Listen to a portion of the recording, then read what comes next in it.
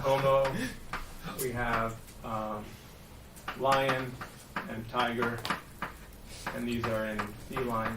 No, is that right? Yeah. No, panthera. And then you have, over here you have carnivore, and here you have primate, and then mammal. This is the Hasse diagram, but I guess I should put arrows. So what is the join of lion and tiger? It's panthera, apparently. And the join of sapiens and tiger is mammal. What's the smallest family containing both? But this thing has no meats. Given, well, the meat of homo and homo is homo, but the meat of two arbitrary elements does not necessarily exist. There's no species that's somehow in both, or smallest phylogenetic unit that's in both. And finally, given a graph, so I'm trying to give sources of examples of posets, graphs to posets. This thing would be called a functor later, but you don't know what a functor is necessarily. Anyway, given a graph, we'll get a poset. So if you have a graph looks like, I don't know,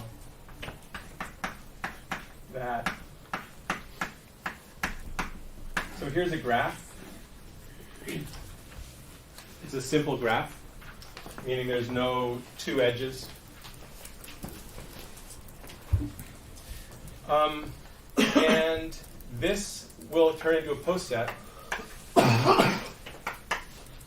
with the same, well, it's going to be hard to write down the poset. So same vertices, or the elements of the poset are the vertices.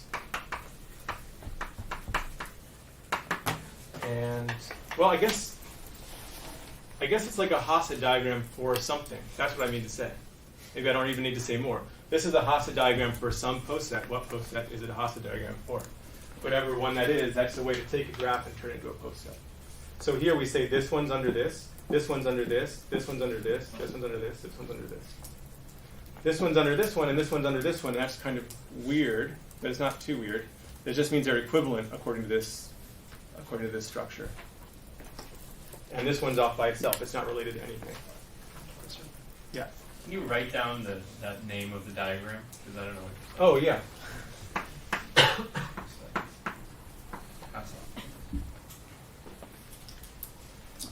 There's a lot of diagrams like Cayley graphs.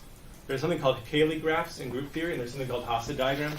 Both of these are just things that come right out of category theory. If category theory had come first, no one would have thought to name them, but because it didn't. Yes? I think you really want to say that that's a pre-order, not a poset. Yeah, sorry. When I say poset today, I mean pre-order. And that's unfortunate. To find a way out of it. You're right. You're right. So what he noticed was I never defined poset. I just started saying poset after I defined pre-order. That's considered bad by some. Most. But when I say poset, I mean pre-order, and that's unfortunate because poset also means partially ordered set. They're almost the same thing. The difference is that in a partially ordered set, you add one more rule that says if A is less than B and B is less than A, then A and B are equal.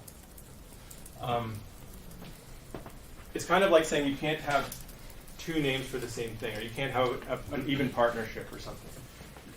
But if I'm influencing you and you're influencing me, then we're kind of an influential clique.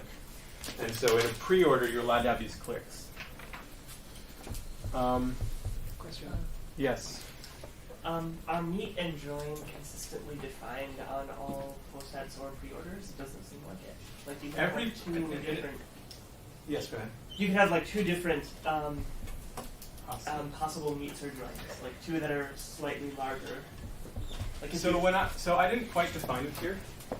I pretended to define it. By smallest, I mean it's something that's bigger than both, and that anything that's bigger than it, anything that's bigger than both is bigger than it. So you could have this kind of situation where, is that the kind of thing you're imagining? So you have like this. Let's say we have this diagram here. Okay, first of all, this one is less than this one, because I have a path. And this one's less than this one and less than this one, Yeah. right? So now this is actually a join of both of these two, and this one's a join of these two. Okay. So it's a But- join. There are multiple. There are multiple joins, Okay. but every two joins will be equivalent to each other. Because if this is a join, and this is a join, if this is a join, it must be smaller than anything else that's a join. Because if this is bigger than both, and this is the smallest one, so it must be smaller than it. And similarly, this must be smaller than this, and therefore they're in this clique together. I think that makes sense. Okay. That works like that. So it's not unique, but it's unique up to equivalence. Every post set defines, every preorder defines a notion of equivalence relation. It says when one thing is in the same clique as another, and it's unique up to that. Yeah. Okay, so what happens in the case when you have these, like, so you don't have a cycle, but you have the bottom 2 points point, like in the graph that you currently that you drew right now. Those are 4 points. You don't have a cycle, but you have the bottom 4 points pointing towards both of them. Then the join is not. So these two do have a join, and they A and B. So the join is often denoted A join B. That's how you write it. I've been writing join. I'll just keep writing join. Join AB is not some kind of function that takes two things and gives you something back. It's something where you can say that something is a join of A and B. So C and B, joins of A and B colon C, D. He was suggesting a different graph, I think. Right? Yeah. If So- like both A and B point to C, both A and B point to D. But C and D don't point to each other. Oh. Yeah, to each other. And, oh, okay, sure. Okay, now do A and B have a join? Or does A and B have a join?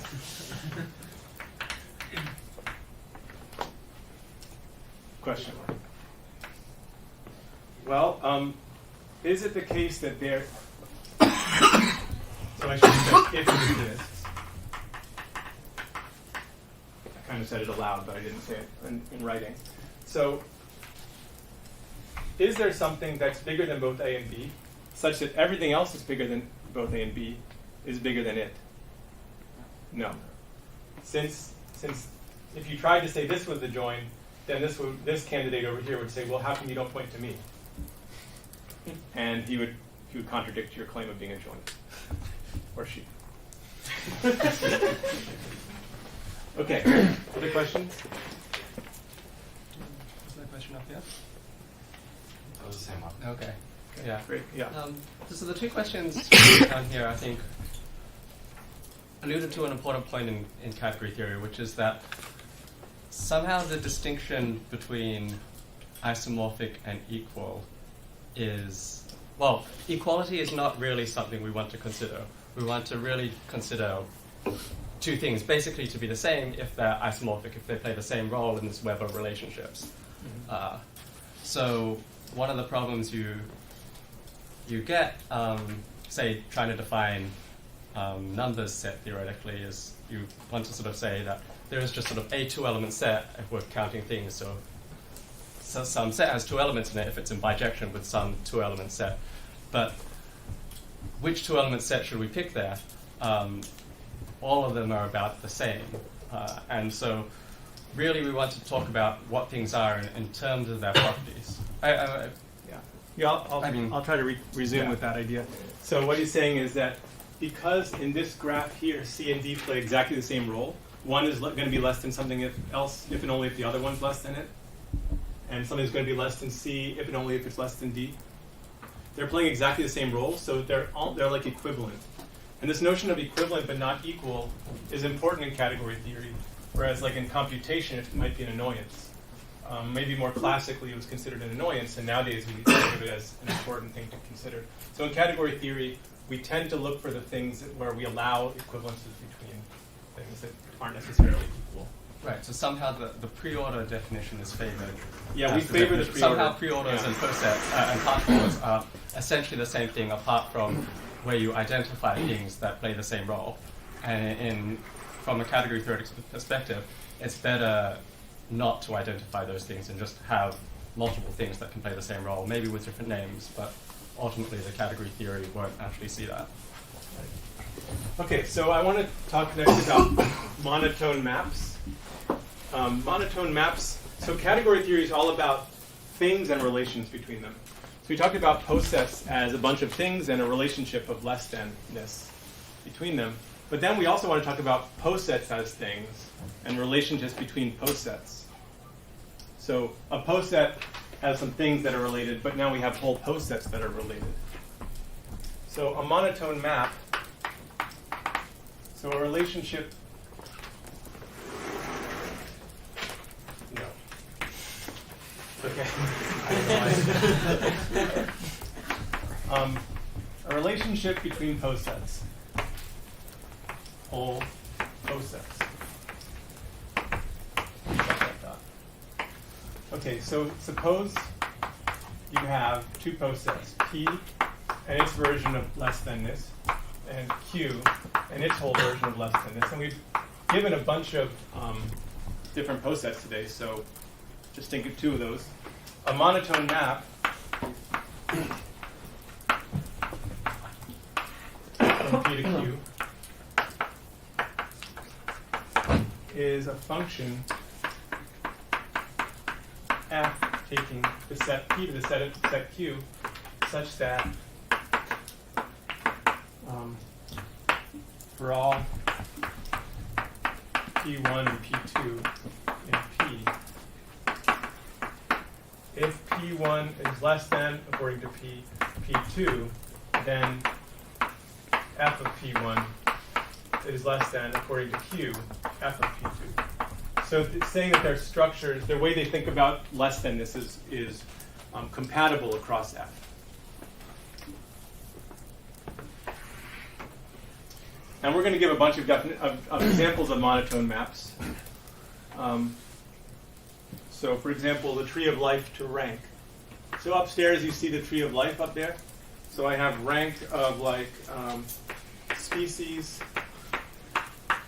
genus, family,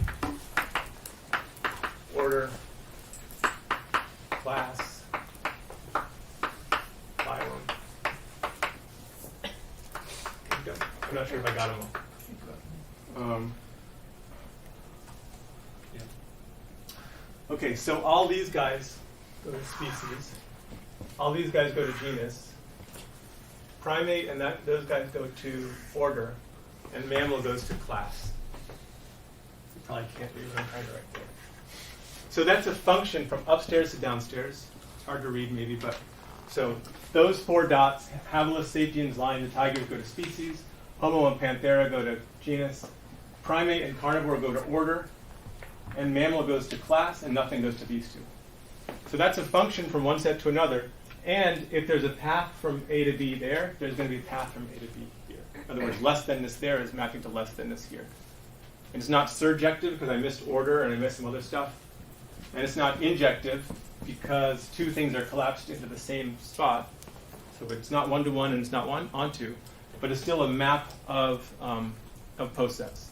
And it's a very like classical one, right? They barely even think about, people maybe barely even think about that map, but it's definitely a big part. They don't think about it consciously, but it's a big part of their thinking about the tree of life. But more back to the original idea of partitions. Given a set, given a function s to t, we get a monotone map from partitions of s to partitions of t. So this is a poset, and this is a poset. And this is a monotone map. So these posets, you wrote them down for some simple cases, remember? Or I don't know if you did. I kind of said, now with your partner, maybe write down the poset of partitions. So let's do that. So suppose you have a function, you have a set S, and you have a function to a set T. And whenever possible, when I draw a function, I try to make it like visually easy to see. So in this one, I want these two to go there and these two to go there. Actually, I'll make it look like that. So now these three go to there, this one goes there. That's a function. And then if I define a partition on this one, it turns into a partition on this one. Maybe I'll do something slightly more interesting.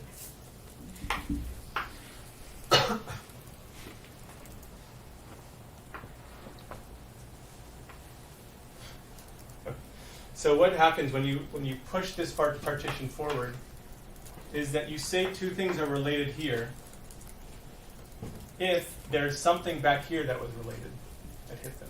So since something back here in S hit this guy, and something back here hit this guy, and these were related, you can make them related. And since these two are related, you make them related. And then since it's a partition, you're not allowed to have overlap. You kind of just say, well, if these two are related and these two are related, then all of them are related. And so, by the way, we're writing a book, and we're going to send everyone on the mailing list the chapter that's in very rough form. We'll send it to you as a PDF today, and every day after the class. So in that book, we will make this more clear and spell out how it works. But the idea, hopefully, is relatively clear. How am I doing on time, Brendan? Okay, so why don't 10 minutes. So how about I'll tell you how to take a partition on T and pull it back to a partition on S, go backwards, and then I'll let you guys discuss with the partner to make sure you understand how you take given any function from S to T, I'll let you kind of draw your own set of the function and then take a partition of S and push it forward to a partition of T and pull it back and make sure you understand. But first, actually, let's just do that now. So why don't you turn to a partner and make sure you understand how this works, and if there's something from before that you didn't understand, make sure that you try to get it all straightened out. So I'll give you 2 minutes.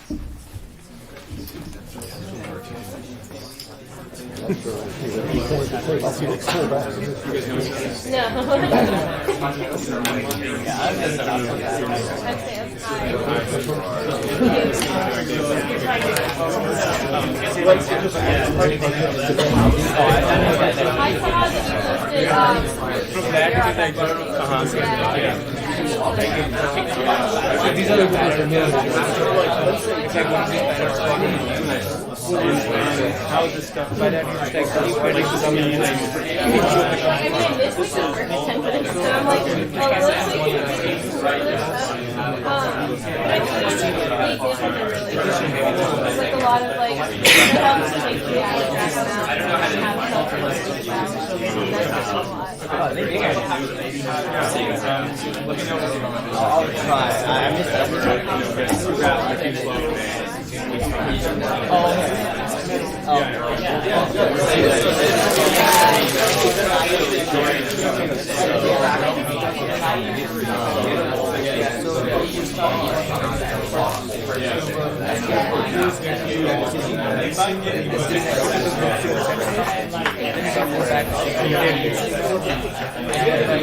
just keep assuming it's and see it right.